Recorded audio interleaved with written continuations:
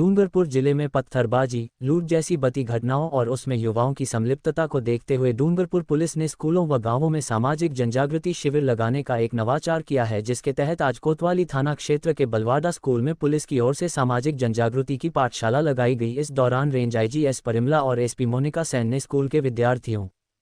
अभिभावक और ग्रामीणों को युवाओं में आपराधिक प्रवृत्ति निवारण को लेकर जागरूक किया। वहीं युवाओं को शिक्षा करियर को लेकर मार्गदर्शन दिया। डूंगरपुर जिले में पत्थरबाजी, लूटपाट, चोरी, नशाखोरी, लापरवाही से वाहन चलाने जैसे मामले बढ़ रहे हैं। समय समय पर सामने आने वाले इन मामलों में आरोपियों में युवा अधिक है। ऐसे में नई पीढ़ी को इससे दूर कर शिक्षा के साथ आगे बढ़ने के लिए जागरूक करने को लेकर पुलिस की ओर से यह नवाचार किया गया है।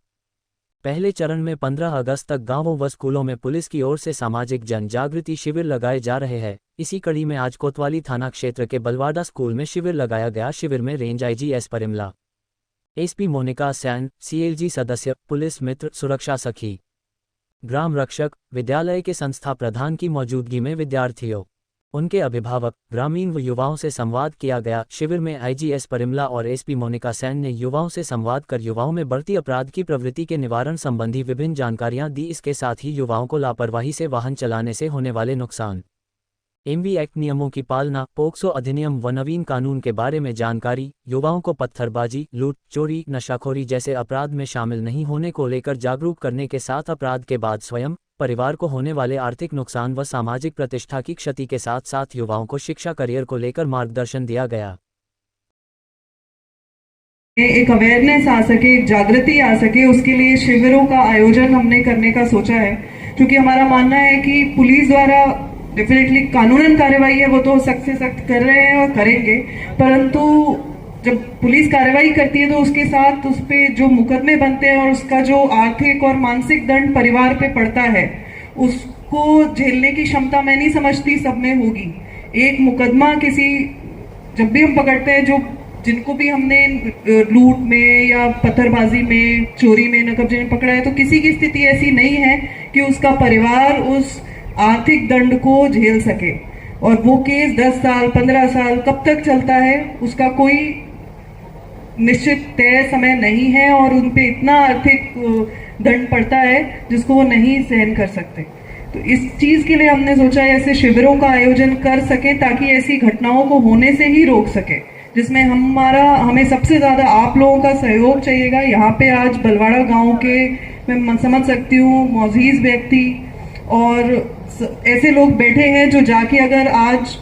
के बाद 10 लोगों को भी समझाइश करेंगे और इस बारे में बात करेंगे कि किस प्रकार से युद्ध अननेसेसरी जो जैसी चीज गतिविधियों में जो समय है, उनका पढ़ाई का समय है, अपने आगे कुछ करने का समय है, कुछ करियर में करने का समय है, नौकरी के बारे में सोचने का समय है, वो सारी चीजें ना करते हुए गलत राह पे चल रहा है।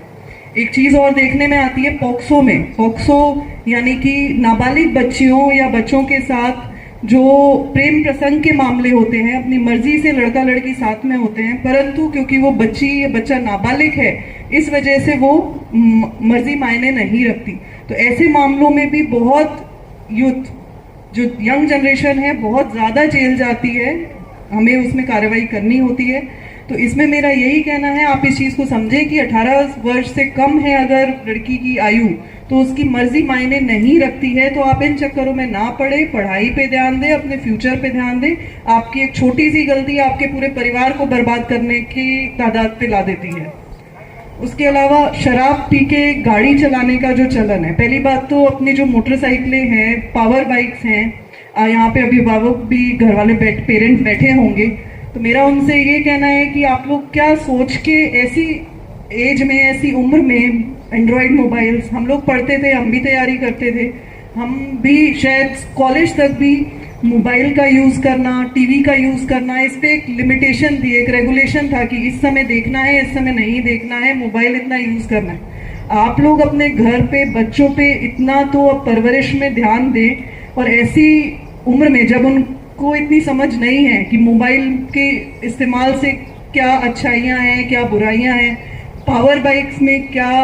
वो गलत संगति में पड़ जाते हैं, उनको इन चीज़ों की समझ ही नहीं है कि क्या सही है क्या गलत है। आप ऐसी स्थिति में उन्हें ऐसी चीज़ें दे रहे हैं जो उन्हें गलत राह पे ले जाने की क्षमता ज्यादा रखती हैं और सही राह पे कम ले जाएंगी। तो आपसे मेरा यही निवेदन है, पहले तो नाबालिग बच्चों को वाहन 2 पहिया 4 पहिया कोई भी वाहन ना दे। इसमें एमवी एक्ट में अपने पास कानूनन प्रावधान भी है। जो मालिक है, मतलब कि उनके गार्जियन, घर वाले, पेरेंट्स, उन पे फाइन 5,000 के फाइन का भी प्रावधान है। तो मेरा आप लोगों से यही निवेदन है कि नाबालिग बच्चों को इस प्रकार के पावर बाइक्स और मोटरसाइकिल्स तो बिल्कुल भी ना दें।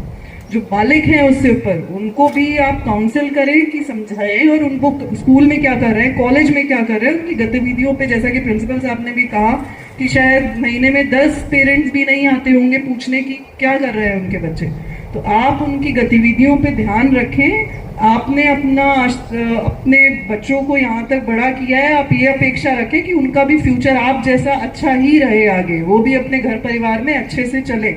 ना कि अपना परिवार अपनी ऐसी छोटी मोटी गलतियों की वजह से आपको भी बर्बाद करेंगे और खुद भी बर्बाद होंगे। नशाखोरी की चीजें हो गई, उसके अलावा ये चक्र बन जाता है। आपने एक मोटरसाइकिल दे दी या कोई भी साधन दे दिया जिसको संभालने की क्षमता नहीं रखते हैं, जिसको इस्तेमाल करने की कैसे इस्तेमाल करना सही है गलत है नहीं समझते हैं। अब उसके लिए बताया, हमारे सीआई साहब ने भी बताया, उसके लिए उन्हें पेट्रोल भी चाहिए, उनका मेंटेनेंस भी है, उसमें खर्चा है, अब उसके लिए उन्हें पैसे चाहिए, इसलिए वो अन्य गतिविधियों में इन्वॉल्व भी होते हैं, चोरी, नकबजनी। जितनी भी हमने ऐसी घटनाओं में पकड़े हैं ऐसे असामाजिक तत्व, मोस्टली 200, 500, 1000 इतनी ही अपेक्षा से ये घटनाएं कारित करते हैं। इससे ज्यादा उनकी अपेक्षाएं नहीं है घटनाएं कारित करने की। तो मैं ये कहना चाहूंगी कि एक चक्र है, आप उनको ऐसी राह पे आप लोग जिस तरीके से हमें सहयोग कर सकते हैं, हमारा ये इसलिए प्रयास है कि आप उन्हें हम घटना होने से पहले रोक सके, और यही ताकि हमारे पास फिर जब वो ऐसी घटना कर देते हैं उसके बाद तो एक कानूनन कार्रवाई बनती है, उसके बाद फिर घर वाले, परिवार वाले, किसी को भी वो चीज नहीं अच्छी लगती।